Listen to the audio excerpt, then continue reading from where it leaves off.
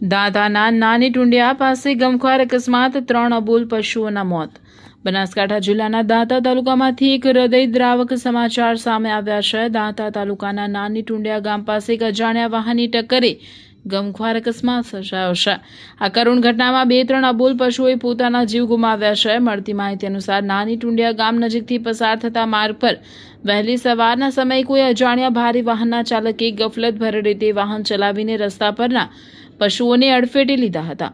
અકસ્માત એટલો જોરદાર હતો કે પશુઓને બચવાની તક પણ મળી ન હતી. આ અકસ્માતમાં ઘટના સ્થળે જ એક ગાય, એક ભેંસ અને બળદ જેવા અબોલ જીવના કમકમાટી ભર્યા મોત નીપજ્યા છે.